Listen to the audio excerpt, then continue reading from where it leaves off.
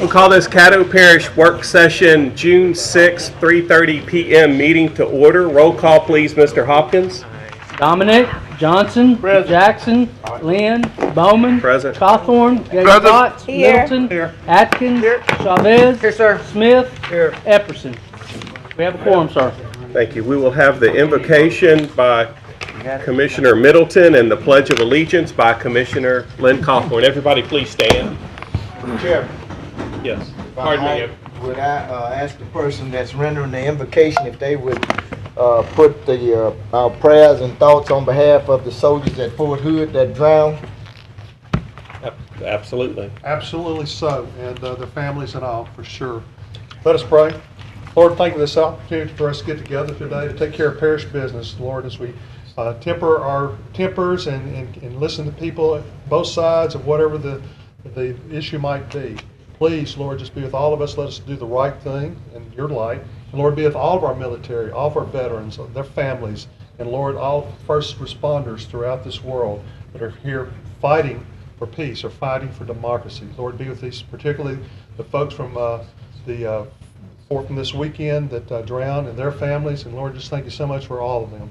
And please be with their souls. Lord, just ask this in your name, ask forgiveness of sins. Amen. Amen. Amen. Please adhere to the proper approach to the Pledge of Allegiance.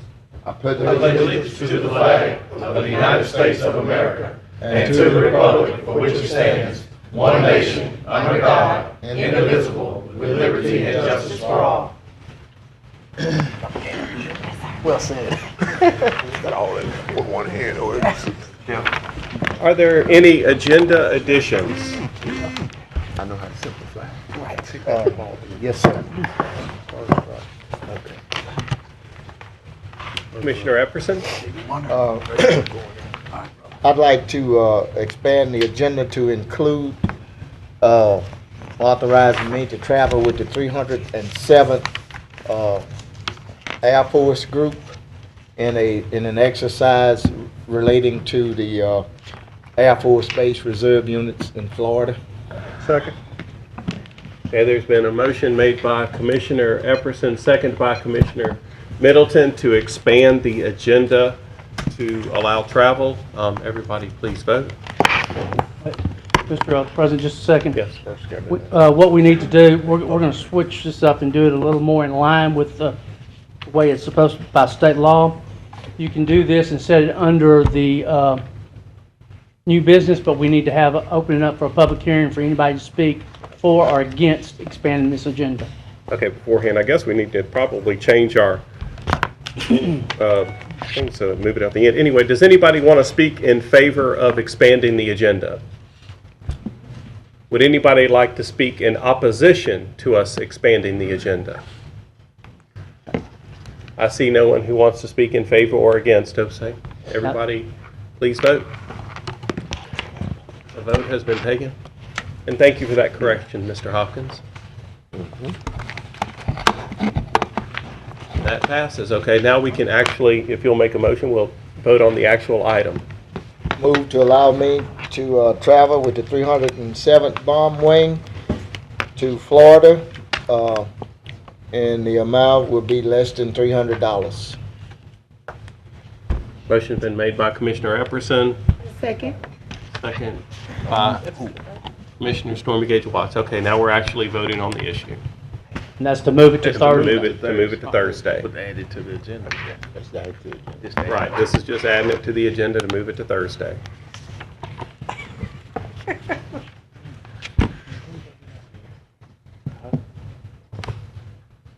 Whatever you need.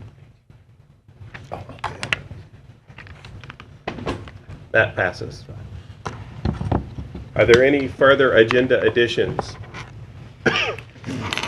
I do not see anybody. We'll move on to citizens' comments. I will let you know that this is Tammy Ryder with the federal grant program on flood relief, and I was hoping to put her on the agenda, but there was a snafu in the email, and so that did not happen. Anyway, Ms. Ryder, you're welcome to approach. You need to approach the mic and state your name. You'll have 3 minutes to discuss the program. And Hi, I'm everybody Tammy has a Ryder. handout. Can you guys hear me okay? Yes. I'm a licensed clinical social worker and a resident of Shreveport, and today I'm representing Louisiana Spirit, which is a state agency that comes into play when we have been declared a disaster area by the president. The state had requested grant funding. The last time we did this grant was for the oil spill and on the coastline, and before that with Katrina and Rita. I don't know if some of you have interacted with Louisiana. It's been about 8 years since Louisiana Spirit, since it was up here. The grant is in its initial phases right now, the outreach phase, and what we're doing is reaching out to all the flood survivors from the recent March and April floods. And I wanted to talk with you guys about hopefully contacting me. If you have a pamphlet in front of you, my name and numbers at the top. Please call me if you would like to meet and talk about your specific constituents in your area and how we might best serve. Our main focus is crisis counseling and resource linkage. That is, any community resources that residents may need that are available, and pretty soon case management services will come online through Catholic Charities. But our focus is talking with the people and seeing how they're doing and if they're having any after effects mentally, emotionally, physically.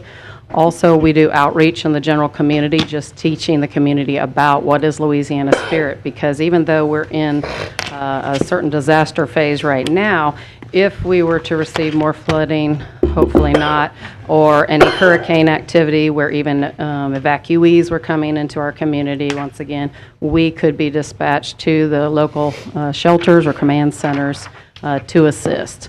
And then the third part of what we can do is stress management services. So we can do this in a community format at any local groups or community connections, as well as with governmental agencies who just want to have in-services or do small group talks about how do we maintain our stress management techniques, because the idea is we want to build resilience in our community so that if and when we have future disasters, we as public servers will be able to assist the public better, and the public will be stronger as well. So what I like about this federal grant is, although temporary, and we're not sure how long it may last, up to perhaps 9 months, based on the numbers we're giving back to the federal government showing a need for continued services. So the more you guys speak with us, and we can develop whatever programming you need. And when I say develop, it doesn't take time. We will come out with teams. We have 4 dyads or 2-member teams functioning in Caddo right now.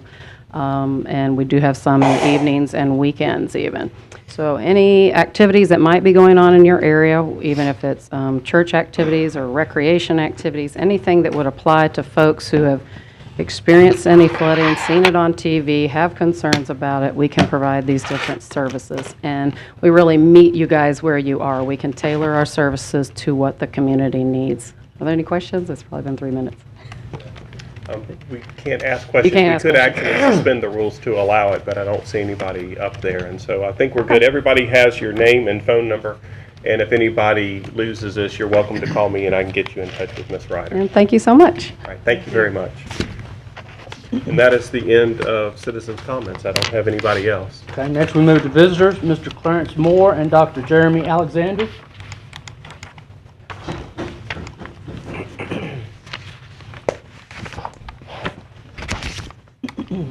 Good evening. I'm Dr. Jeremy Alexander. This is Clarence Moore, the COO of Miles for Smiles. We was invited here today by Commissioner Epperson to speak about our program. And we just wanted to come and take a few minutes to introduce ourselves. But I'm from Shreveport. Lived here till I was about 17 and started, went on dental school at Howard University. I've been practicing in Atlanta for 9 years, and I got exposed to mobile dentistry, and I fell in love with it and decided that I wanted to come back home to Shreveport and provide a great service for kids. And we started back in November, and so far we've serviced 30 schools in Caddo Parish and over 400 students. And Bossier Parish just recently signed up for our services. So we just wanted to come out tonight and kind of let the parish commissioners know that we're providing a great service for the students of Caddo Parish. A very impactful service. The state approved us to provide mobile dental care because there's a great need here for dentistry for kids. So what we do is comprehensive care for all kids, whether they have traditional insurance or state-funded insurance, we accept it. And basically, we service students on site.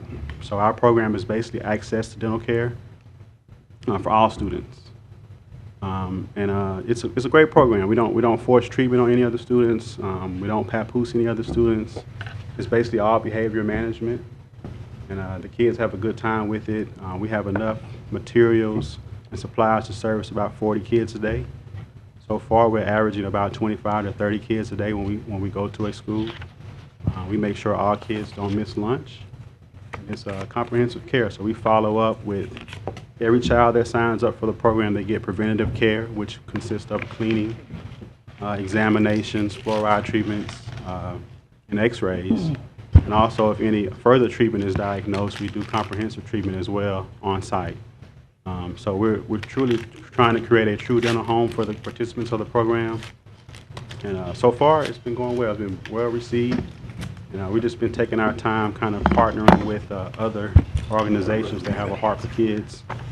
And we're looking to expand and provide jobs and just impact people's lives through dentistry.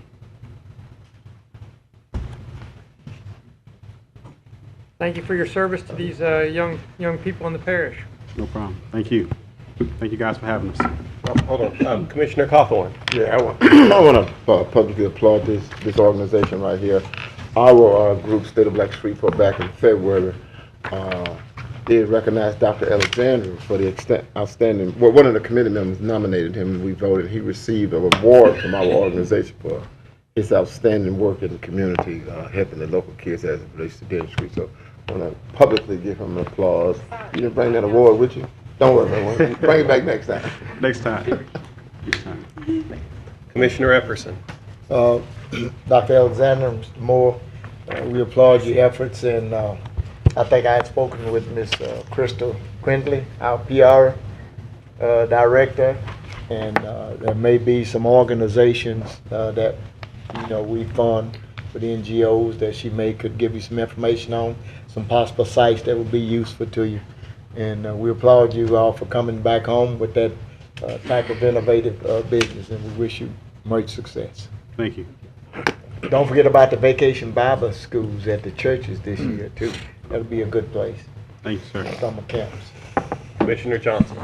I too want to applaud them. I met them a long time ago, but the idea came to me because I think the MLK area was the pilot area to start off with, and I met them, showed me the unit.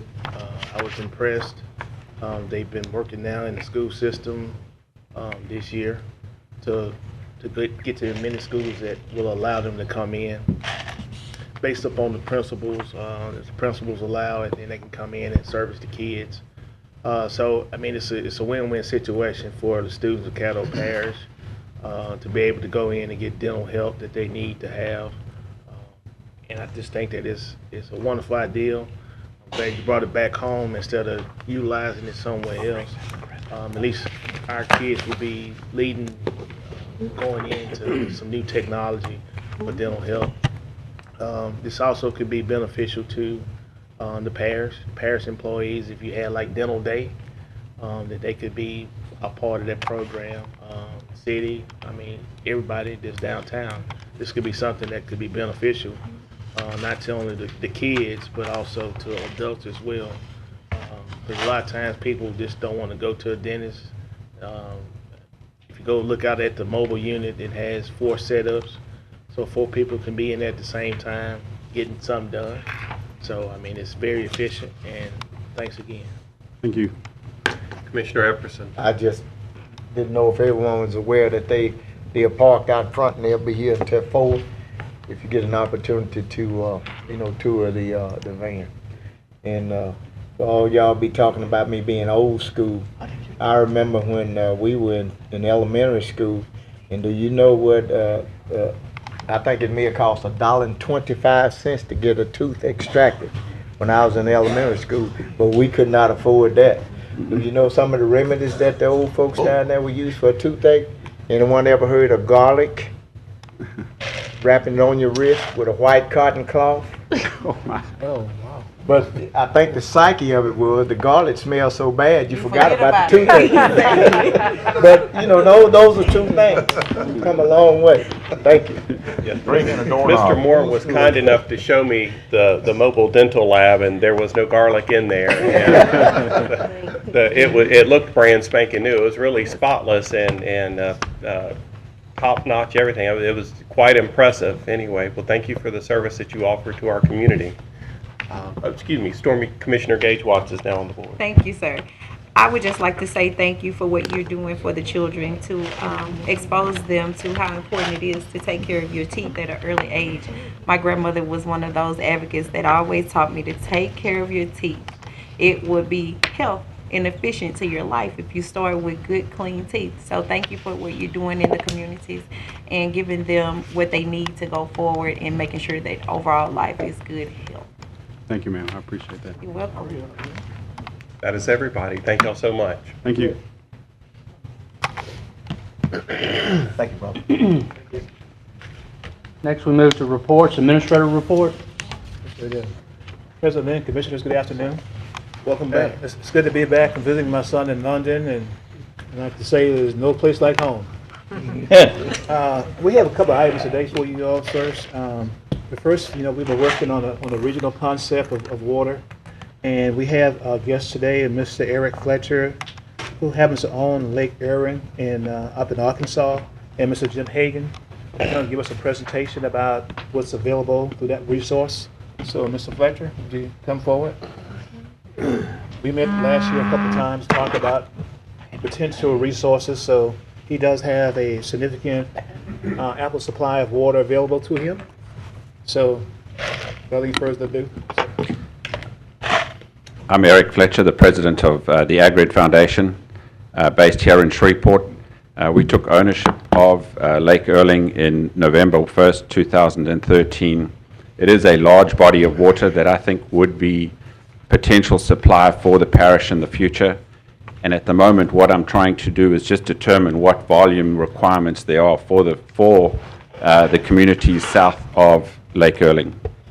Lake Erling was originally built in the 50s. It's a little over 7,000 acres at pool stage. At the property line, it's at about 8,300 acres. The lake was built for supply of water to the International Paper Mill in Spring Hill. So it was built in Arkansas, but for the supply of facilities in Louisiana. So we do have precedents there. My purpose of making this presentation to you is just to get some feedback from the parish as to what water demands you might have in the future and whether this lake would be under consideration. I've been working with Jim Hagan with Baylor to look at the feasibility of it. We think it is viable. The lake itself was excluded from the shore report, which was done 3 years ago, I believe. And for some reason, it never looked at this as a potential water supply to parishes in Louisiana. And right now, it looks like it is a feasible option for us. The proposal that we have would be to build a purification plant to supply water south, and we would deliver water to the outer periphery or the outer ring pipelines of the cities at a market price. Commissioner, were you asking? I'll add one other thing. The catchment area for the lake itself is about 37 times the size of Cross Lake's basin that feeds into it. Wow. Commissioner Johnson? Where exactly is Lake Erin? It's about 2 miles across the state line. Okay. As the crow flies, it's probably a little bit less than that. Less than that? What cities or? Spring Hill's the closest city. It's 4.5 miles away from it. Okay. And where's the water source for Lake Erin? Does it come from this surface water, or it's 408 square miles of surface water, primarily forestry and farmland. No industry north of it.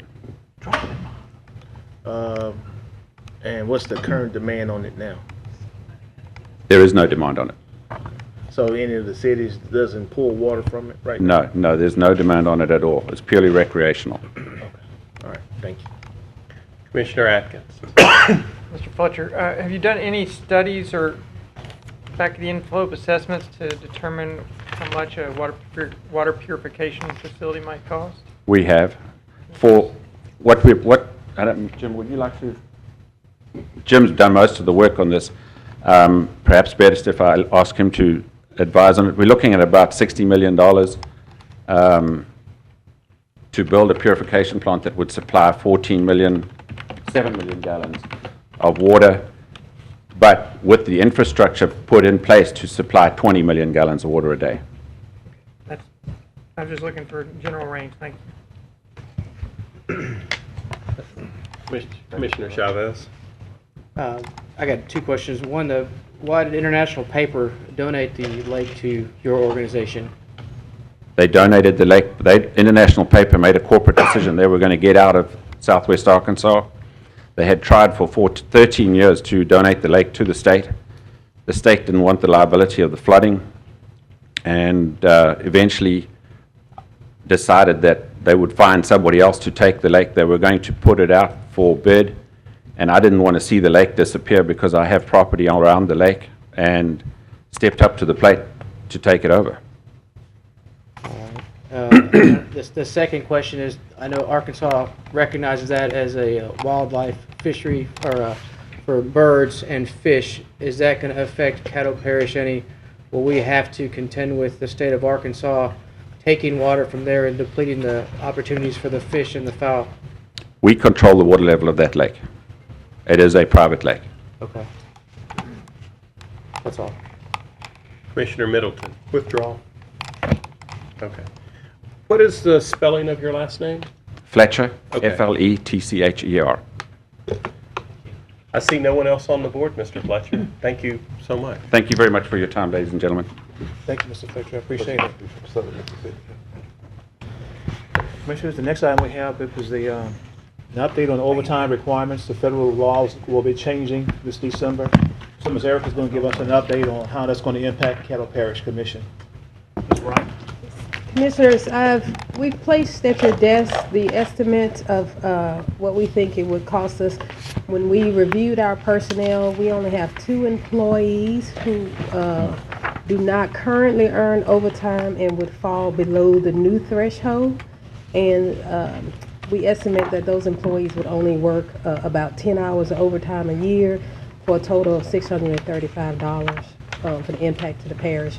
We just don't, most of our supervisors that we have in place already, who are exempt from overtime, already earn above the new rate that the feds have put in place. It is effective for December 1st, and we will make adjustments to these individuals and have them start earning overtime after December 1st. Thank you, and if you have any questions, just let us know. Any questions? Commissioner Johnson, you got one, sir? I didn't hear that last part. Are you gonna move forward so that they would be strictly salary employees next year, or what? But I didn't hear that last part. Right now, we would just allow them to begin earning overtime. If it's such that the overtime becomes excessive, yeah, if they start earning a lot of overtime, we probably would just raise them to the minimum level. Okay. So that, all right. Going to. That's fine. Commissioner Chavez. To the staff, this is obviously great news, and all of our employees are valued, but I'd like to see a comparison on the other end of the spectrum to see similar parishes or counties throughout the country on the employees' pay as it affects or compares to our current employees. If you guys could provide that to the commissioners. okay, commissioners, we can try to obtain numbers. Now, that's not something that if we did a salary analysis of our own, that could take some time. Now, we will get, I know NACO has numbers. We got some time. No, I was just letting you know it wouldn't be, sometimes you ask for things and next week you'll say, where is it? Okay. But, so we were just saying if we did an actual study where we contacted agencies and get their numbers, that takes some time. We can get numbers through NACO to find out numbers for other organizations of similar size. I'd appreciate that. Thank you, guys. Thank you, Commissioner Chavez. Yeah, that's something I would like to see also. Commissioner Jackson. Yeah, that was a resolution that we did about equal pay. I think it asked the administrator to look at that. So I think it gave us maybe 100 or a 90-day timeline. So maybe we could follow up on that. This makes me ring a bell now, but it was a resolution that we passed early this year that acts. It didn't have to be, it could be just as simple as what you No, Commissioner, we did look at that. If you recall, our employees are paid on salary grades. Okay. So it's not, we don't set salaries for, so if you have a female that's an animal ACO1 and a male that's an ACO1, they're gonna get paid on the same salary scale. Okay. We can look to see what male, but we pay on certain grades, so it's not, it's unlike if you had, we don't offer just a. Right. It's gender neutral. Not gender neutral. Okay. So we don't need to go to the state legislature to get this done, huh? All right. Right, no, I just was asking that we look at what we. Yeah, I mean, ours is gender neutral, so whatever the scale is, that's what they make. Oh, okay. Okay. Thank you. I don't see anybody else on the board. Okay. Hey, mine, Commissioner, just like you did that, we had one of our student workers that's been with us, I think last year. She had secured, Miss Angela Caston had secured a position with Goldman Sachs as an intern. So it just speaks to the caliber of individuals that come to our program. And then once we had a young man that worked in the facilities and maintenance department, graduated from Huntington High School, went to the Marine Corps, and he became one of the Marines that guarded the president's helicopter when he landed various places. So we get some good caliber students coming through our program, and they go places when they leave here. Not because of us, but we do get the advantage of using their skills while they're with us. So it speaks to the volume of the kids that come through here. Okay, and the last item, I think someone asked us to provide a listing of NGOs that didn't get funded, didn't turn applications in for 2017. So we provided that at your desk of all of the NGOs that did not get an application for 2017 funding appropriation. Okay, so if there are any questions I can answer for you at this time, I'd be glad to do so. Commissioner Middleton. Just one question. A couple weeks ago, we were told that some economic development great thing would be announced about now. Is that still in the makings? You know what you're talking about? Because y'all did tell us what you're talking about. What did you mention, Randy? What was it? A couple weeks ago, y'all mentioned there's going to be a big economic development announcement about this time. So I'm just asking, is that anywhere close, or is that just? What did we say? Are we talking about Project Rail, Project Chariot? Those are two things that I'm personally aware of. Okay. That's currently in the works. It's still being worked out. And These are the ones that were mentioned in the economic development meeting. Then. Okay. Is that correct? Yeah, and he's exactly right, Commissioner Middleton. It was, those two projects are, they told us any day now, so that's why that was mentioned like that. Okay. And, if it breaks loose, believe me, you'll know. I'll just put it in my calendar. If y'all said you're going to do something, I'm going to hold you to it. Okay. Thank you. That concludes my report for today, sir. Thank you. There's no one else on the board. Next, we move to communiques and committee reports. Commissioner Epperson. I passed a letter out relative to the agenda edition that I requested for you all to peruse. You'll see the contents of that particular letter. Also, today we held a commission, Veterans Affairs Committee meeting today. Took some ideas relative to a proposal relative to the USS Gillette monument that we got access to in 2015. It's been on the agenda for us to do something to make sure we show on and showcase. We have two private architectural firms that want to do some proposals and drawings pro bono, as well as private citizens relative to that. So this is an ongoing situation relative to that particular venture. And within 90 to 120 days, we'll meet again relative to this particular issue. Also, I'd like to recognize Mr. Riley Young, a member of American Legion Post 450, visiting with us today. Had the opportunity to go up and share with them for a tremendous Memorial Day ceremony in the MLK area. It was an all-day affair, parade and educational. It was a beautiful deal, and we appreciate American Legion Post 415, and they're also strong members on working with us on our annual Veterans Parade and honor ceremonies. So we want to make sure that we appreciate your efforts, Mr. Riley. Let us not forget today. Anyone know what today is? Ted Cox, Colonel Cox? Yes, sir. All right. The 101st and 82nd have already jumped in. Well, the commission gonna be second. Actually, it started off, they called it Overlord Day. It should have commenced on June the 5th, but the weather was inclement under the direction of General Eisenhower. Primarily 5,000 ships and over 11,000 aircraft landing and focusing on Normandy Beach. It was quite an undertaking. Primarily the main forces were Canadian, British, and the Americans. So let us not ever forget that. That was the beginning of the liberation of Europe from Nazi command. All of those sacrifices. And I don't know how many of you may get the Smithsonian Channel or the American History Channel. You need to watch those things. There are a lot of archives that you have never seen, and the sacrifice that these men and women made back then. Didn't even stand a chance getting off of the landing craft touching the beach. Some of them drowned. 75 pounds of supplies on each soldier that got off of those Higgins landing crafts. They drowned before they even reached the beach. Let us not forget our military and our veterans, Americans' first heroes. Thank you. Thank you. Commissioner Stormy Gage Watt. Thank you, sir. First of all, I would just like to say thank you to all of my colleagues who came out on Tuesday, May 24th, Commissioner Middleton, Commissioner Johnson, Commissioner Epperson, Commissioner Jackson, and Commissioner Carthorne, who came out to show your support in the effort to stop the violence throughout Caddo Parish.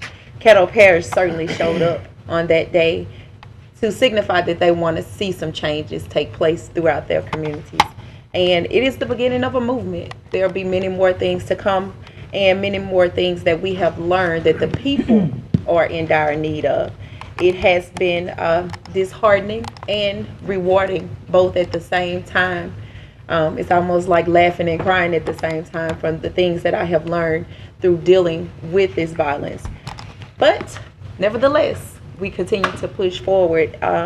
We are planning an event for the 16th of June. The place is to be announced due to weather. If it's raining, it will be at Winfield Funeral Home. And it will take place at 6:16 p.m. It will be a city-wide prayer meeting just for prayer on that date. And I'll touch more on the subject on Thursday. And we are asking all people to come out to take part in this event as well. Also, today we held a meeting planning for the 2016 Expungement Summit, and the tentative date is July 15th, 2016. Yes, Dr. Wilson said yes, that's correct. And the place is tentatively Riverview Hall. We're waiting on the confirmation for that as well. That event will take place from 8 a.m. Well, actually, it started at 9 a.m. We'll have two sessions at 9 a.m. and one at 12 p.m. And that event will run from 9 a.m. to 4 p.m. that entire day.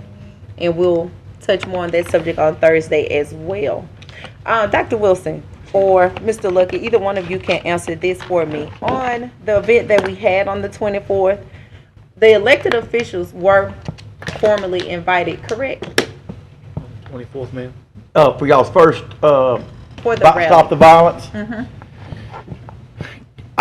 I'm not sure to answer that. I don't want to tell you something that's not the truth right now. I don't know, but I can go back and run the records and find out who, what, when, where, and how, and I'll do that for you and give you an update. Okay, because I know before we even really started the planning on their part, we kind of did this as an emergency with all of the things that were taking place, but we had been kind of talking about it prior to the event, about getting everybody at the table for discussions and everything. So I just wanted to make sure that they were invited, because I have been told by some of them that they had not been invited. And Let me that they find were out not exactly what aware happened, of it. and I will get with you, Commissioner. Okay, Okay? and that is all. Thank you. Commissioner Jackson. Economic Development Committee meeting, I emailed out. We are looking at the 23rd for our meeting, and also tentatively at the moment the 17th for a workshop, tentative, because I may have a conflict, and if we can't work through that conflict, we may have to try to rearrange. So I got a couple of things coming up. So Economic Development Committee members, if you could search your calendars for the 17th, that's a Friday, and that following Thursday, which is the 23rd. If you have any ideas or proposals that you'd like to bring to the committee, feel free to reach out to me. I'm not sure if that invitation is extended to all committees, but I know it is welcome at the Economic Development Committee. Would like to appreciate Commissioner Gage Watts for the Stop the Violence rally. I've attended several since we left. And I think it is a lot to be done. There's a lot to still be discussed and worked out. And looking forward to continue to engage in those endeavors. So with that, I'll turn it back over at this time. Thank you. Commissioner Chavez. Thank you, President. Last week, the President and I were able to go to Project Quest to San Antonio and see the amazing things that they were doing over there. And first off, I wanted to thank you guys, fellow commissioners, for the opportunity to go over there and see what we got to see and learn the things that could benefit Caddo Parish. I had no idea what Project Quest was before I went, so I feel obligated to come back and tell the commission and the citizens what's going on over there. I don't want to steal the President's thunder because I know he's got his report after this. So Project Quest, the strategy, it involves the following components: identification of demand occupations, outreach, recruitment, comprehensive applicant assessment, academic enhancement, occupational or customized skills training, case management, work readiness training, support services, and transition to employment services. In a nutshell, they basically they look to see what's in the local area, what jobs need to be filled. They find qualified applicants for those jobs. They train them up, and they put them in those positions to be successful in their community. I think that's a great thing they're doing. I'd love to see that here. I know we have a lot of people that are working at an 8-to-5 job or a whatever job that can be better, could do something better, that if they had a little bit of help with some training, that they could be something great. Of course, the better citizens we have, the better the parish is. So again, I don't want to touch too much on that, but thanks for letting us go there. As far as the Long Range and Special Projects Committee, as you guys all know, we'll be here this Thursday before the meeting at 1:30, 13:30 for all you military folks, and talks about the monument. I would suggest you guys get here early. We're going to start right on the dot at 13:30, so you may want to get here about 12:30 if you want to get a good seat. If not, you can be standing outside watching on the screen. But if you'd like to speak, please make sure that you come and put your name on a list and give it to Todd Hopkins so you can get on there. Thank you, President. Thank you. Commissioner Johnson. Thank you, Mr. President. Basically, I think last week I sent everyone an article that I wrote, basically called A Workable Plan. Yes. And hope that everybody had the opportunity to read it. Some things that I think we could do as commissioners, as an elected body, to help curtail the crime that's going on in Caddo Parish. It will be put out in pretty much like phases, because we want to make sure that it goes through and it's something that will be sustainable over a period of time and not just the summer. Secondly, I think last meeting I asked about having a plan to have code enforcement go through Lakeview for the month of June. Yeah. So how's that coming along? We doing pretty good, or have we started? Not yet? Okay. We're gonna be finished by the end of the month? Okay.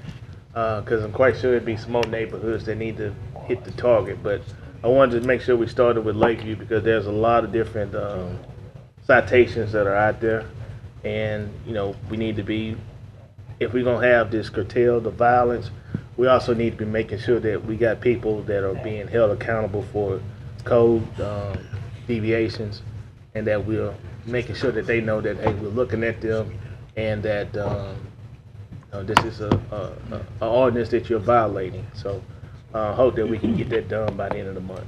Thanks. Everything? That's it. Commissioner Atkins. Thank you, President Lynn. I just wanted a clarification. Commissioner Jackson, can you please tell me, do you have a time scheduled for the 17th or a kind of rough time zone? No, because that's kind of, we're trying to balance two schedules. So once we identify that time, we'll get it to you at an appropriate time. I never just schedule them, so I usually send out to the committee to see if, you know, that's a good time for everybody. So once they get that time, we'll schedule it, but we're trying to juggle two schedules at the moment. So. All right, thank you. That's all I have. Thank you. Thank you, Commissioner Atkins. Commissioner Middleton. I'd like to also commend, even though she stepped out, Commissioner Gage Watts on the Stop the Violence program that was a couple weeks ago. She did a great job. And Commissioner Johnson did his best effort on being a time controller on the speakers, and they just kind of run over you. But hey, there's a lot of passion out there, and I want to recognize Commissioner Epperson for him giving out, I think it's called a Students' Oath of Commitment to Education. Students' Oath of Commitment to Education. I think it was a very good thing. I think we should highlight that and more things that we do. Secondly, I've been attending the Home Rule Charter Review Committees. I notice we have a couple of people that have a tendency to be late at these committee meetings, and then yet they'll still vote at some point. This was specifically for 3-05 having to deal with compensation. I understand our committee members, commissions, boards, they're all volunteer folks, but these meetings are set up for 2 and 3 weeks ahead of time, and whether it's court or whatever holds you up, I don't know. But I think we just need to ask our people that are serving in these volunteer, and I really appreciate everyone that serves, whether it's the MPC or fire district board, anything. I appreciate their service, and they get little to no pay for it. But yet this is one of the most important chapters in our life right now because there's so much contention in the public about the compensation and things of that nature. So we need full board attendance on these as much as possible. And I think we need to look at all of our committees and appointments. If anyone is being habitually late or missing, in other words, not attending these meetings, we need to identify these so we can find people that it will fit more into their schedule, and not be, and just be hard-nosed. Just the way we're expected to be here for our citizens. We want them to be there to represent what they're supposed to be representing too. So those are my main things. Again, I thank people that are doing these boards and all, but we just want to make sure they understand they're on board to being at these on time. If they're not on time, they should not be able to, no one should have to catch them up on what's being discussed. Either you missed the whole meeting or you missed getting up to vote on that particular matter. And I've explained in public to, privately to Dr. Wilson, I'd like to see some changes, wherever it would have to be. That I don't really think that, I think in my opinion, and Dr. Wilson and I spoke about this at length a while ago with Mr. Lucky, in my opinion this should be a home rule charter review committee for the citizens, and I don't understand why the parish commissioners and the administration should have a voting part in it, although it is there, and for them to do that, I understand that, but I don't know, maybe that's something we should look at for the future, because I would like to see this as more driven by the citizens and not necessarily by the commissioners and not by staff, although I totally respect their positions on the positions that they take on these items. That just want to put that out there, that I've discussed that, and that's where I am at it. And I believe that's it for me. Thank you. Thank you. Commissioner Epperson, have you spoke yet? Yes, I yeah, spoke. I thought so. Be second. Administrator Wilson, did you want to touch base on anything? Then I'll. Yes, sir, Commissioners, I forgot to remind you all, this coming Wednesday, we have had a request to review the budget process, and we are making the opportunity available at noon on Wednesday in the administrative conference room upstairs. Any commissioner desiring to get additional information on the budgetary process and the fund accounts, please come and join us for Wednesday at noon. We'll keep for about an hour, and Ms. Bryan's going to cover all the ins and outs about the budget process that questions you may have. Wednesday at noon, upstairs on the 8th floor. Commissioner Jackson. Oh, appreciate that. Could we get with somebody, Valencia Park, the pond back there? I don't know if we started looking at it, and I know, we get into that turf battle. And I don't know if the levy owns that, or if the city owns that, or if it's any joint ownership. But it needs to be cleaned up, and it's running all the way back around to the duck pond. But you ride around, it's all green and full of trash right now. And Did you hear, Robert? Well, we'll get with you after the meeting, Commissioner. Right, right. So if we could look at that, but it's, and I wouldn't want folks going back there. I think a lot of people right now are going, the kids I saw yesterday running across Kings Highway, trying to get over, because it's cleaner on the duck pond side. Yeah, they had a but citywide you cleanup could over there, tell, remember that. you could tell it's getting dirtier over there too. And I don't know who should take the lead on getting that cleaned up, but they got a lot of construction going on around there. So if we could just raise the issue. Okay. We'll get with you after the meeting, sir. Appreciate it. Okay. Thank you. Commissioner Epperson. I forgot to mention, there's an entity that we started back in the 90s called Caddo Drop Your Guns, Inc. Articles of incorporation already in place. Non-profit status is in place. It's been scrutinized and screened to receive public and private funds. However, if you go to Secretary of State's website and click on the business entities and put that in there, you all are welcome to take that program. You can change the name, look at the articles of incorporation. A lot of things that you're trying to do with violence is already there.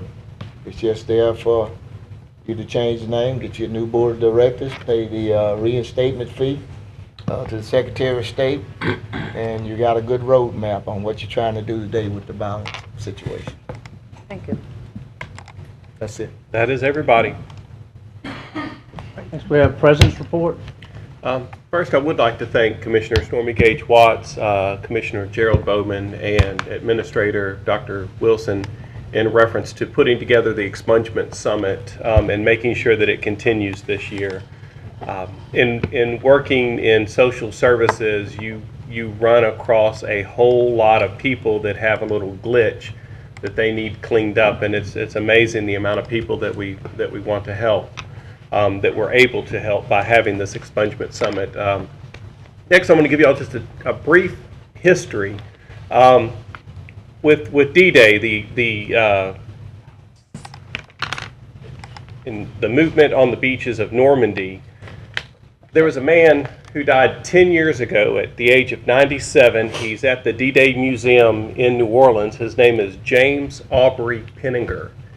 He was technically, logistically, the very first person to invade Normandy. And the way that we know that is that he was the lead glider pilot. And so what they did was they flew in gliders behind the enemy lines with Green Beret, and so when the beaches were stormed and all of the Germans came towards the beach, they actually were able to come in from behind. And as the lead glider pilot, he was technically the first person. If you go to the D-Day Museum, not the glider that they all crashed in France, however, his last glider that he flew several missions, is actually in the D-Day Museum. His uniform is in the D-Day Museum, and his voice is on the recorder at the D-Day Museum. And this is a Caddo Parish, City of Shreveport native son that that did that. And so anyway, to tie into D-Day, I thought that was something I needed to include. On the 24th of last month, the District Attorney's Office, the School Board, the Shreveport Police Department, Caddo Juvenile, headed up by Clay Walker, and Commissioner Chavez, Commissioner Jackson, Commissioner Dominic, Commissioner Middleton, and myself all met in looking at not just the 17-year-old mandate being pushed as a minor, which I agree with, but also the fact that if a 16-year-old is charged with an adult crime, they are going to be held in juvenile court. They're going to be held in juvenile detention, though they go to adult court, and adult court takes quite a bit longer to process than juvenile court, and in that process we will still be holding all of these 16-year-olds within our facility. And it was, of course, given to Mr. Walker, Director Walker, to come back to us with some best proven guidelines on how to handle this and what best the commission can do in order to serve our community, to serve our 16 or 17-year-olds, to keep our community safe, and at the same time adhere to state laws that take place. Immediately after that meeting began at 10, at noon, Commissioner Chavez and I did fly to San Antonio for Quest SA. He gave you a lot of the fantastic details, and so I'm going to fill in some of the gaps in that what this does, what Quest SA does. It's not a school, so to speak, so they're not trying to be an LSUS, they're not trying to be Southern University, they're not trying to compete with a school system, but what they do is they identify citizens of their community that are working below potential, that are what they classically call the working poor. They're working 30 hours a week at $8 an hour or $9 an hour. They're not making enough to get ahead. They're making merely enough to simply survive. And it identifies these people that have the ability to do better for themselves and do better for their community and better for their family, and helps them with tutorials, with babysitting, with aspects of their life that allow them to take the time to better themselves so that they can make a working wage. The cutoff with Quest SA is $18 an hour, and so unless they can train people to make $18 an hour, they don't touch it. Except in one scenario, they had a data entry person. So they had a data entry person 1, data entry 2, data entry 3. The only difference between data entry 1 and data entry 3 was a test that you had to take. But the test was scary. It was intimidating. And so they trained people how to take the test. Well, a data entry 1 person makes $8 an hour, and a data entry 2 person makes $10 an hour, and a data entry 3 person makes $16 an hour. So by simply taking a test, you could make twice as much money, and that was the only difference. And so this is a program that isn't just, it's not a handout, it's identifying industry within the community, which would ultimately, if we had an aspect of that here, would be identifying industry within our community that needs to hire employees making a higher wage, but does not feel we have the working capital here to fill their need, and identifying that need with them and helping them achieve those goals so that they could better themselves. And then we immediately flew back on the 25th. Next item. The charter review meeting that we had was, this past one was June the 1st. All of the minutes are not posted until they are approved. However, if anybody would like a copy of the minutes, they can call 226-6596 and speak with the clerk of the commission and get either a copy of the minutes unapproved. They can also get a copy of the audio so that you can have an accurate viewpoint on what happened. Our next charter review meeting is June the 22nd at 11:30 a.m. here, and everybody is welcome to attend. That is the end of my president's report. Thank you very much.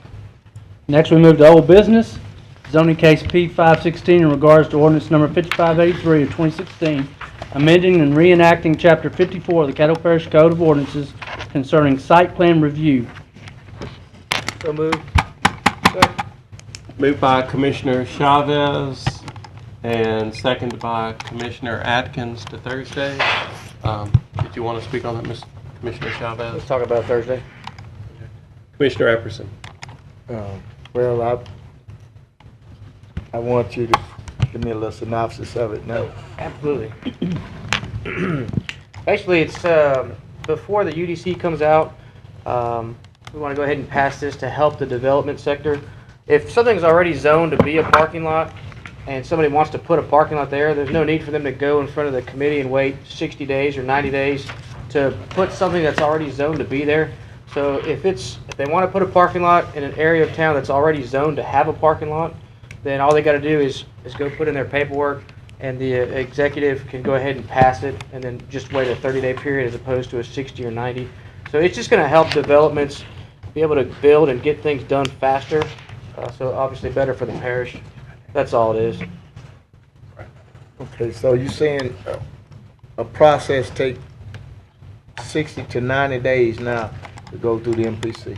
Right. For if they have to go out there and do a new zoning, it doesn't need to be zoned already if it was already zoned for that. And this actually already passed through the MPC board from a 7 to 0. So all the MPC members already gave us the green light for it. So it needs us to give the green light on it as well.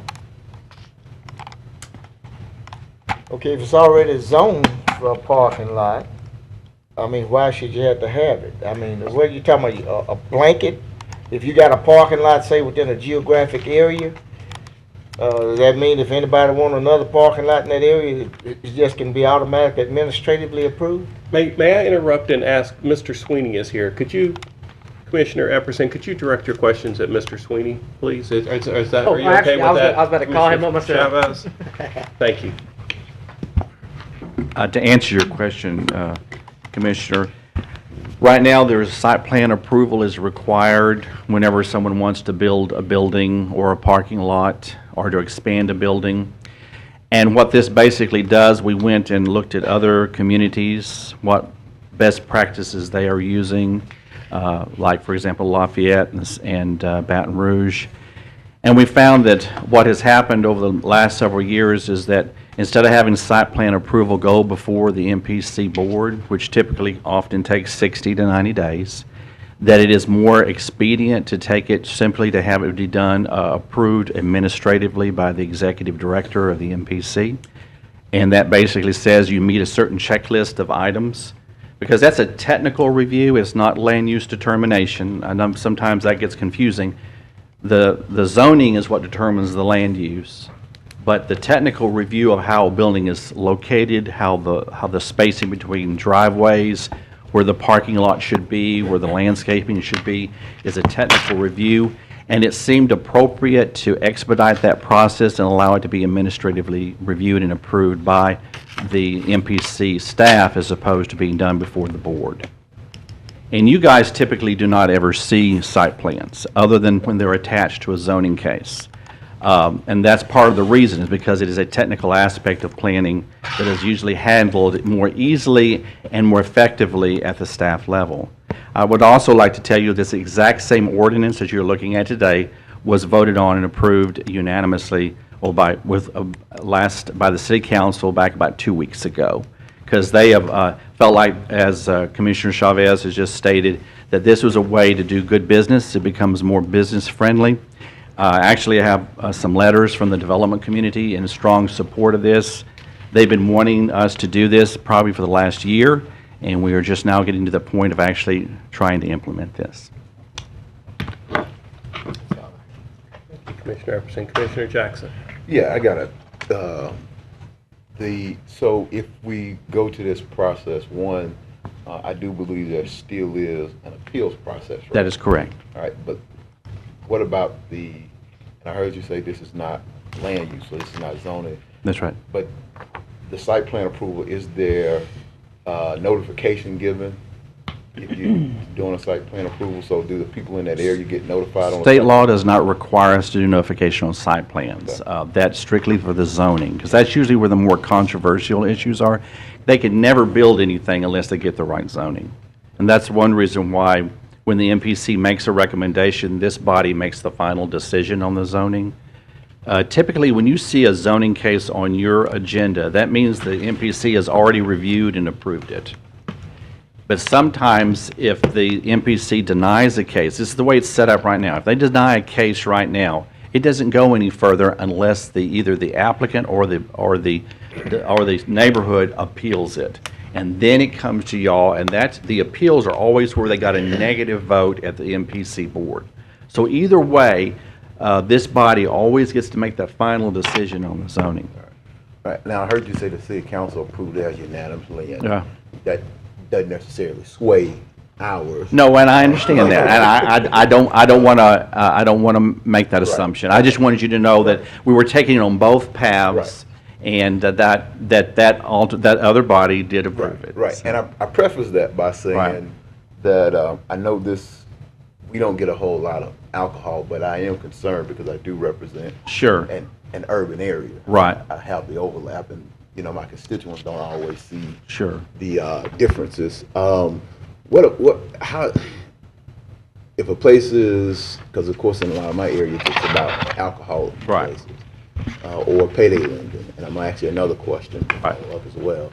But how does this affect that? Right. It doesn't, because basically the alcohol use is something in our current ordinance that says you can't have alcohol use without going through ZBA. Okay. And so we don't touch that. In other words, the staff doesn't have any authority over that. It goes right to ZBA. If ZBA approves it, then unless they appeal it to y'all, then it holds. And so basically, all alcohol-related issues are still governed by notification process. In other words, we can't do that one without notifying the people in the neighborhood. What about payday lending?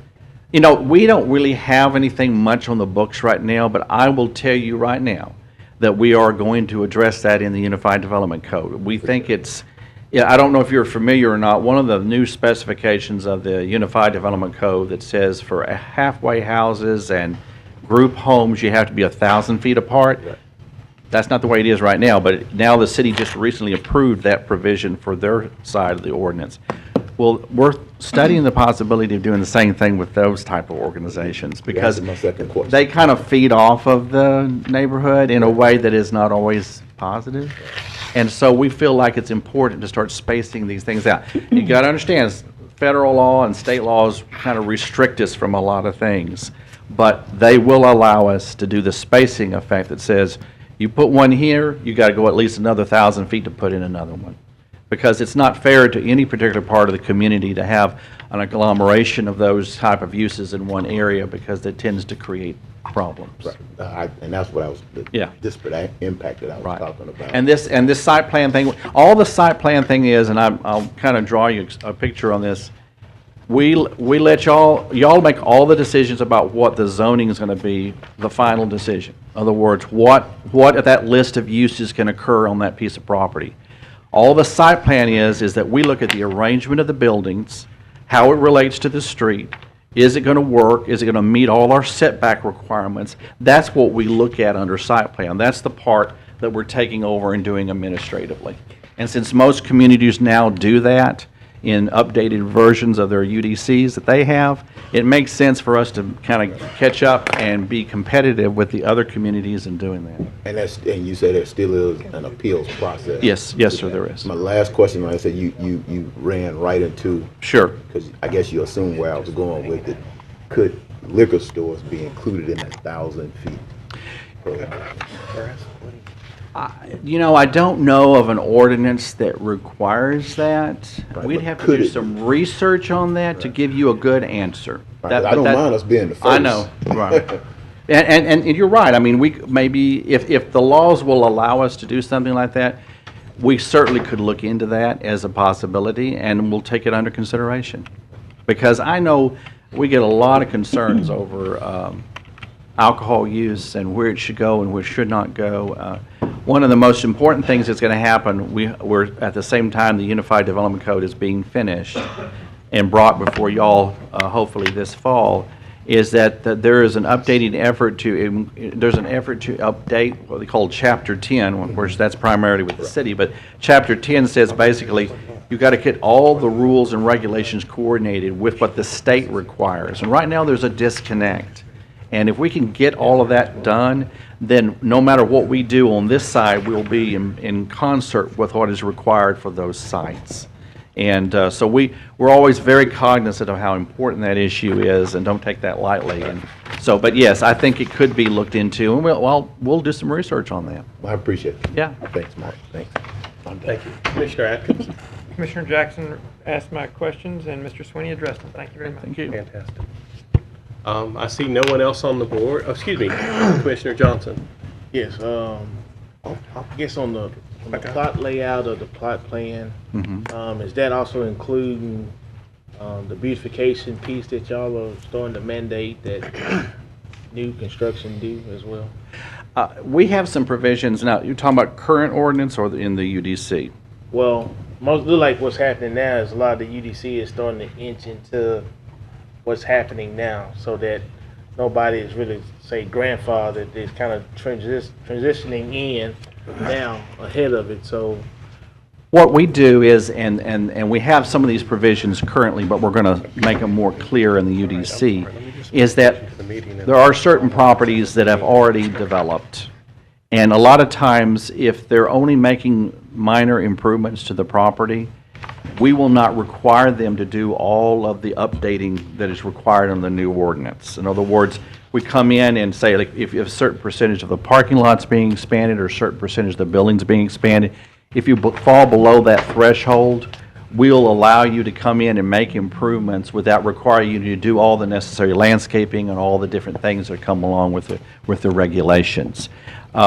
That is what's typically done in most communities, is that you have a threshold. In other words, let's say if you're expanding the building by 25% or more, then it kicks it over into a site plan approval process where they have to provide all the other things they're required to do under the ordinance.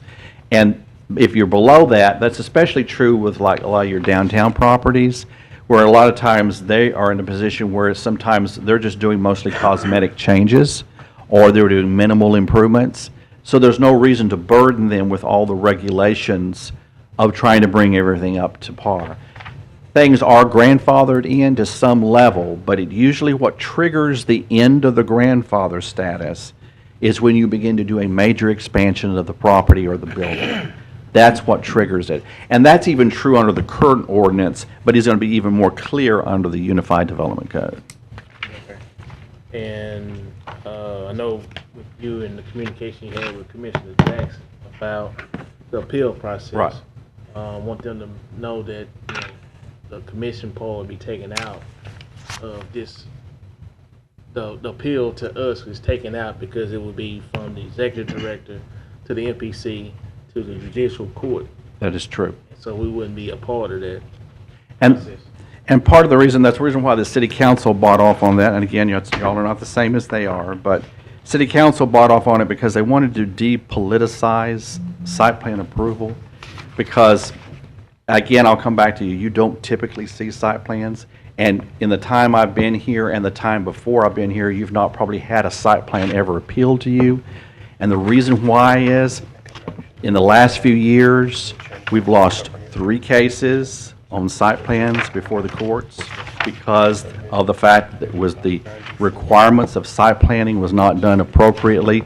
Because when you get to the political level on site plans, if you begin to vary that, the courts will typically go against you.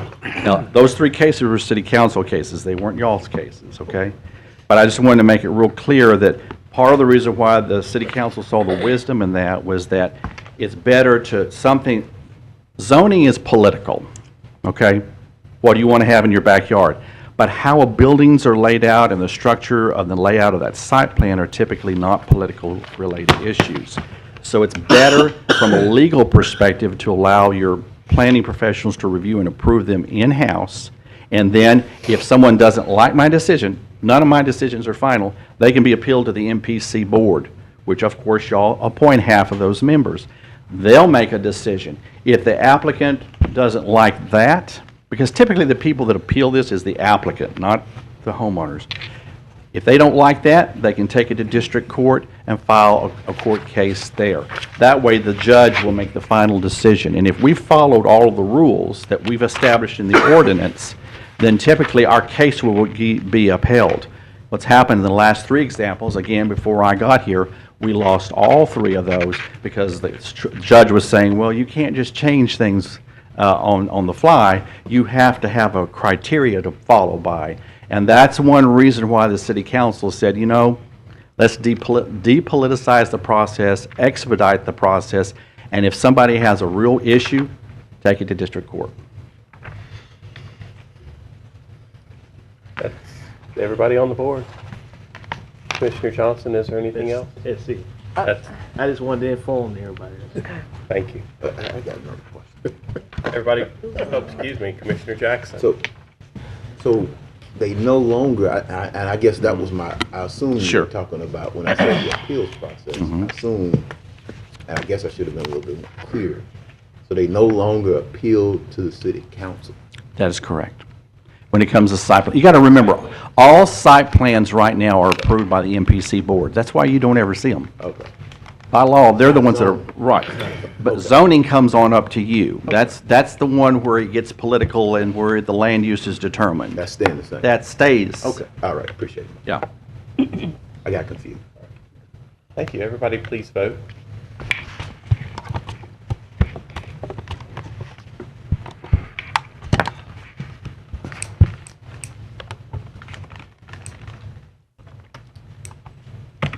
That passes.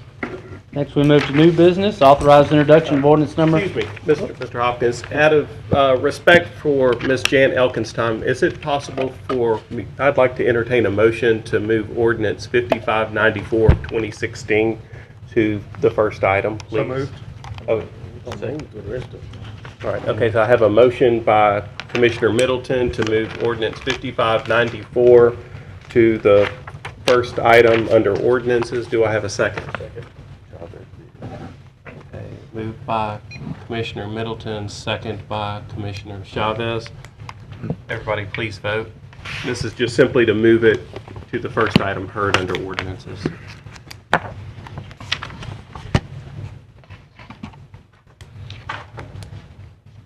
That passes. Authorized introduction of ordinance number 5594, amend the budget of estimate revenues and expenditures for the Economic Development Fund in the amount of $10,000 to change the appropriation for Independence Day Festival. Move to Thursday. Moved by Commissioner Jackson, second by Commissioner Middleton to move to Thursday. Would you like to speak on this, Commissioner Jackson? Not a whole lot. I will just say we have had a discussion, and I appreciate the opportunity to have the discussion. I would point out that we are just moving it from one group to another, so this is budget neutral. These are dollars that were already allocated, and I really appreciate the conversation that we had this morning, and feel real good about after we left that conversation this morning. Thank you, Commissioner Jackson. Commissioner Middleton, did you want to speak on your second? No, it's just moving forward. They already given us the advertisement on it saying Caddo Parish Commission, and we need to move forward and get it done. Commissioner Johnson. I want to know why we're giving money to Knights of Columbus as opposed to KTBS. Ms. Bryant? Commissioners, KTBS requested that we change the organization because of the requirements we have for the financials and what have you. So they would like another organization to be involved in this particular appropriation. Okay. I guess my issue is, I mean, if someone comes and asks for public dollars, then the requirements that we have set, they should follow those. The Knights of Columbus, don't know much about that organization, but I do know that they moved to polling places that was there with them and said they no longer wanted them to be polling places. So now we're gonna give them $10,000 to pass through money to another organization when they didn't want to be a polling place. And, you know, the festival is a good idea. I mean, it's 4th of July deal, that's fine. But, I mean, every time somebody come and asks us for money, and then they throw in their request of how they want to receive it and how they want to do it, I don't think that that's just right. I mean, we're not doing the people who we serve right by doing something like this. It draws a bunch of red flags, especially in my community, of why would you do that? And then being that this is economic development, but when you go on the NGO side and you try to do something like this, then the funds, you would have to pay the funds back. So I think we need to be more consistent. This says NGO appropriations down there. So, Ms. Frazier, how can this happen this way when you have other entities that try to do something like this and they tell them that they can't do it? Commissioner, actually, it was my understanding that I would be given time to research the process of whether or not Knights of Columbus would work as the organization, or whether or not that may be changed to a different governmental organization. Okay. So this is not just concrete, this is basically just something that put out, and it could be changed between now and Thursday. It could be changed between now and the 2 weeks when you all vote. Yeah, the 2 week layover. Okay, because right now I don't feel that we should give an organization, knowing that the money is going over here, but you put it over on this side only because that organization requested it because of some of our requirements that we have to get public dollars. That's a problem I have. Woody. So? Commissioner Johnson has the floor. So, if somebody can help clarify this, clear this up, I'd be more amenable to go along with it, but otherwise, I can't go along with it. Administrator, you got a clear picture? Well, I was at the meeting this morning. It's my understanding that the Knights of Columbus will pay some of the expenses relative to the fireworks demonstration, and the funds will not go directly to KTBS. They will be there. They are a partner in the whole 4th of July festivity, and their portion of the task is to pay for the fireworks expense, and that's what that money will go specifically towards. Any of the expenses related to having the 4th of July celebration without passing it on to someone else. Okay, so let me see if I grasp this. KTBS is doing the festival. Yes, sir. Knights of Columbus is responsible for the fireworks. Yes, sir. A partner in the process. And they're a partner in the process. Yes, sir. All right. We're being advertised as a partner in the process as well. Yes, sir. So our money is going towards the Knights of Columbus for them to help buy them the fireworks. And other related expense that's so That's so desired by related to the KTBS. event. Okay. I mean, did I do a good job explaining that? No, not really. Let Jan come do it, Woody. Jan, can you come up and try to clear this up? I mean, because it's real cloudy right now, and Oh, okay, well, please Appreciate enlighten the us. opportunity to clarify, because what you said is exactly right, Dr. Wilson, but there's a little more to it. This was not our idea. This is something that the state legislature, as I understand it, has now put in new guidelines on how things have to be reported and from monies received from your entity or any other entity. We are a private organization owned by one family. Can I elaborate? And this is appropriate, right? That one family would have to give all of their private information in order for us to take, in order for the station to take money from this organization. Because of that, this has been going on literally 2 years. We've had conversations about it. Last year, Ms. Bryant suggested to me that this year, as in 2016, we could not receive money as a station without giving all of the private information of the family that owns the station. So we started looking at entities that we could consider. One being the city of Shreveport, because they're the ones that asked KTBS to coordinate the event anyway. The second being a nonprofit that already works with us, and that would be the Knights of Columbus. Dr. Wilson is exactly correct. It is a pass-through charge. We will never get the money coming to us, and then we write the check. Ms. Bryant, you raised your hand. I should stop. No, I was just going to clarify, in working with legal, and we put it as the Knights of Columbus, but as we do the research, it may be, since we have since gotten clearance that the city of Shreveport, we can do joint ventures with the city of Shreveport. It may come that we really have to do it with the city of Shreveport because we can't. City of Greenwood. Or the city of Greenwood. Or, I don't know. Or we can, there are other options. In order to be able to provide monies for the Independence Day Festival, without being, because we're not going to be able to get that level of financial statements from this particular organization that for KTBS. And what we will always do, or the entity, the body that takes the check from you and then passes it on, will always give you a profit loss or income and expenditures. But it may not have KTBS on the check. Is that a fair way to say it? All right, I got another proposal. Thank you, Ms. Atkins. Thank you. Why we don't just say Parks and Recreation? That is an option. That's an option. And fireworks sponsored by Caddo Parish Commission. That's an option, sir. I thought my understanding. There's some complications with it. The dollar amount that you provide does not pay for anything in its entirety. The fireworks would be $20,000 plus. You all have allocated at the moment for consideration $10,000, and so it would be in portion. Right. Well, I mean, if we're the lead sponsor in the fireworks, if that's what the money is going to, then we will still be the major sponsor of the fireworks show. And if anybody else puts up $10,000, it'll be Caddo Parish Commission and whoever doing the fireworks show.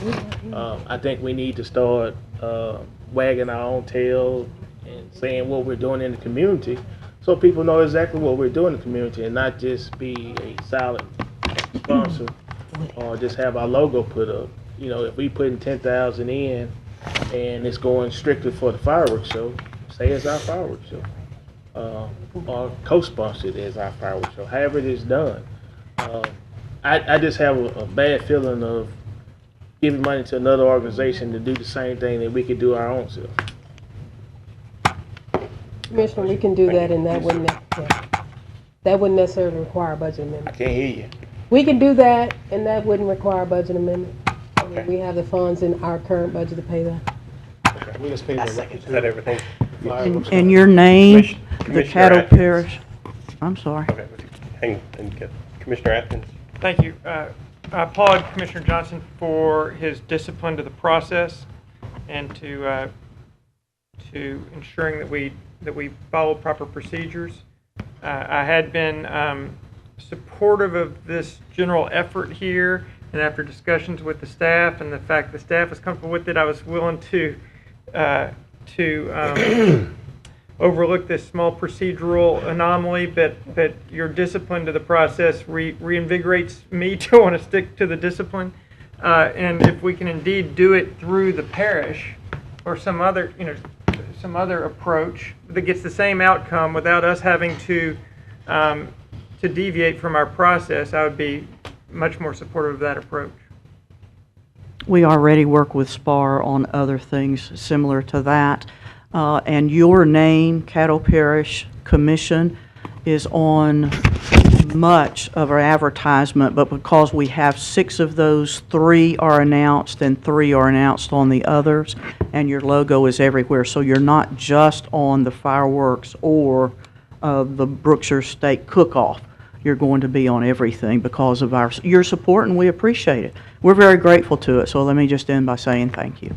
Commissioner Atkins, you still have the floor. Thank you. I'm done. Okay. Commissioner Jackson. Yeah, I was just gonna say, I think if there's some issue. Pardon me, I didn't mean to. Yeah, I didn't mean to call you. I apologize for that. Commissioner Epperson. Okay, what's Channel 3 gaining? I mean, you the major sponsor. I mean, what's Channel 3 getting out of it? Well, we were asked by the previous mayor to coordinate the whole event for the area, and we stepped up to the plate and said, yes, we will. And previous mayor, If we Mr. could, Glover. Mayor Glover, if we could find ways to make the expenses, offset the expenses with other entities. We do not make money on this at all, and none of your money goes for TV. None of it goes for advertising. It's all for the fireworks, for entertainers, etc. And actually, we have that on hand. You're more than welcome to look at that at any point. We've always been willing to share that. Very good question. We think it's good for the community. We think it's a quality of life issue. We're the only ones that do fireworks, and not only in this area, but in large major cities. They don't do fireworks for their citizens anymore. And when we were asked to do it, we believe it's important, and we've done it now. This will be our 8th year. It's a lot of work, cost a lot of money, more money than we raise. But that's what we get out of it, is feeling good that we did something for the community. Commissioner Jackson. I was just gonna say that I think that I would encourage us to look at our NGO process. I believe we determine how that process works, if I'm correct. So if we want to say, you know, and I think what you guys are talking about is the state legislature passed an act that says, I believe if you get more than $5,000, you have to report that you received this allocation from a public entity. So it doesn't matter whether they get it from the Caddo Parish Commission or whether they get it out of Parks and Recreation. But if they get more than $5,000 worth of public taxpayer dollars, it has to be reported, and they have to do a certain type of report to the legislative auditor. And so I believe that it's no way around that. But I would encourage us, if we have an issue with the process, I think we should look at fixing our process and work from there. So it's open to us on this body with 7 votes in the parish of Caddo. We can turn a cat into a dog. And so, you know, you can get 7 votes. I mean, is that not true? Am I lying? I mean, I'm just May not saying. have been the best example. Sunday school lesson didn't say that Sunday. Right. But I mean, with 7 votes at the parish of Caddo, Maybe you can turn wine into water. right? Well, we can turn wine. But you get what I'm saying. And so, if there's something if there's an issue with our process, I think we can look internally into our process down the line and make modifications within our process and not box ourselves in. And so maybe at some point down the line we'll look at that. So I just wanted to add that, not saying that should determine the outcome of this particular piece of legislation. Appreciate it. All right, thank you. Commissioner Middleton. Call for the question. Second. Call for the question by Commissioner Middleton. Let me second that with Mr. Middleton. Oh, well. Second by Commissioner Cawthorn. Come on. I don't know how to clear it. You got it? Because I can't get it to change.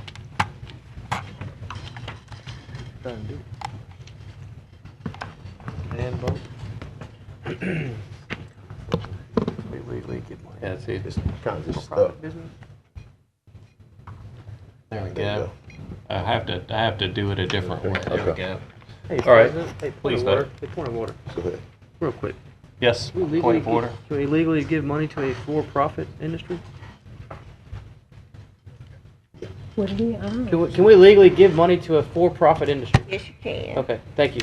Just had a point of order real quick All right. before we vote on something. Okay. Question has been called. Everybody please vote. This is on the question. This is on the question. passes. And now let's please vote on the original motion. Point of order, and are we voting, can you clarify exactly what we're voting on here? Mr. Hopkins, will you We're read? voting to move to authorize introduction of ordinance 5594, moving it to Thursday.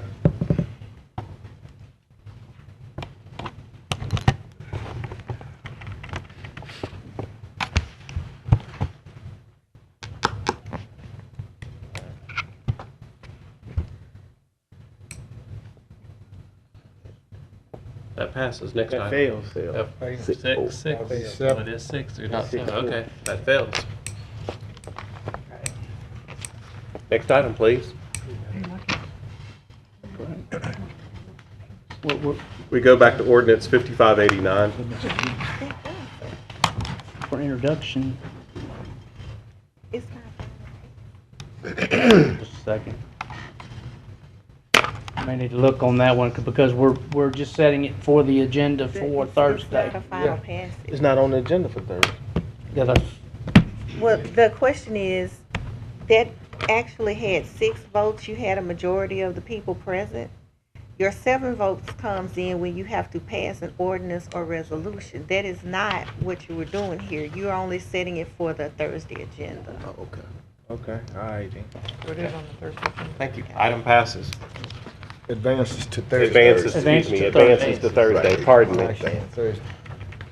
all right, authorize introduction of ordinance number 5589, setting the general purpose millages and special purpose millages for millage rate adjustments as allowed by Article 7, Section 23 of the Louisiana State Constitution and LARS 47-1705B, levying and imposing taxes and assessments for 2016 on all property subject to taxation in Caddo Parish. So moved. Second. Moved by Commissioner Epperson, second by Commissioner Johnson. Do you want to speak on that? Commissioner Jackson, did you want to speak on that? On the board. Oh, yeah, I was just gonna move to englobo to adopt 5589, 5590, 5591, 5592. Advance to Thursday. Into advance. Right, I said advance. Right, I did say advance. No, you said adopt. I'm sorry, to advance. I apologize. Okay, moved by Commissioner Jackson to englobo. To adopt. To advance. To advance all the way to 5592, and second by I'll second. Commissioner Stormy Gage Watts. Everybody, please vote. Chavez. Excuse me, Don't worry about that. Commissioner Don't worry about that. Chavez. Don't worry about that. Okay. Please vote.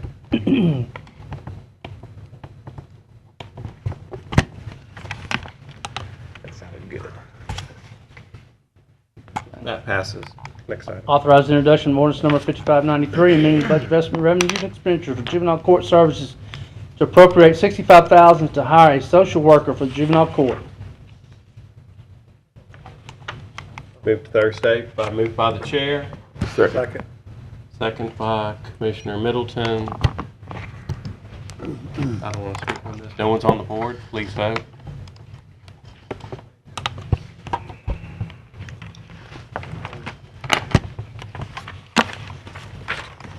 That passes. Next item.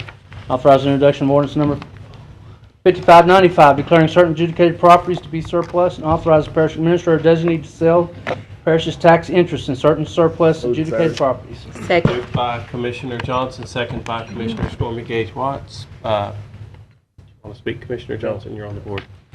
No, I was on the last one. Okay, please vote.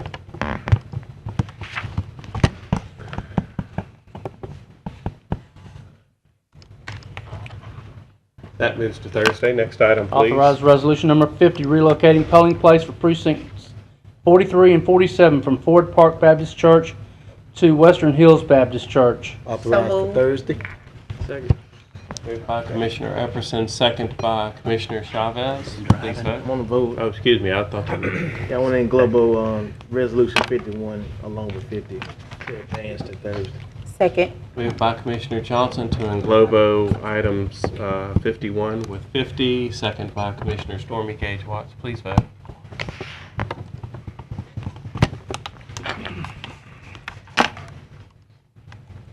That passes. Authorize appointment of Caddo Parish Director of Animal and Mosquito Services. Move for Thursday. Second. Moved by Commissioner Epperson, second by Commissioner Middleton. Please vote.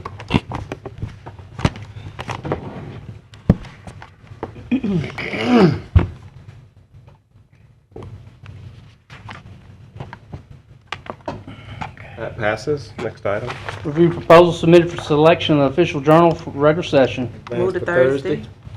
Second. By Commissioner Epperson, second by Commissioner Gage Watts. Excuse me, did you want to speak on your motion? Did you want to speak on your second? No. Commissioner Atkins? Can you all educate me as to why the Times, which I believe is the largest publication in our community, why that's not used as our source of record? I can tell you that the reason why that has not been used is because it has never gotten a majority vote. That the Sun has always received with the Caddo Citizen the majority votes by this body. I'm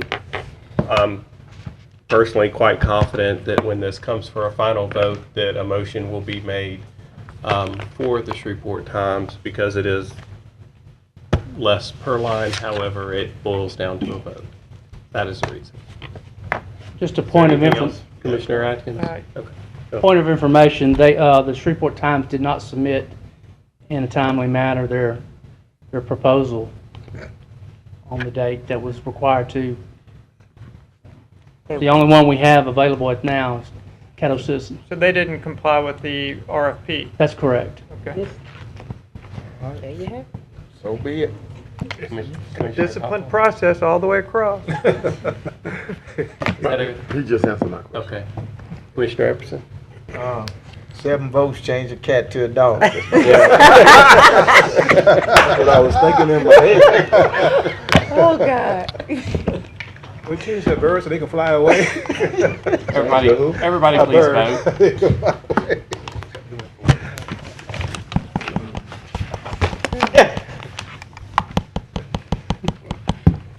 That passes to move to Thursday. Next item. Next, we move to consent agenda. So moved. Adjourn.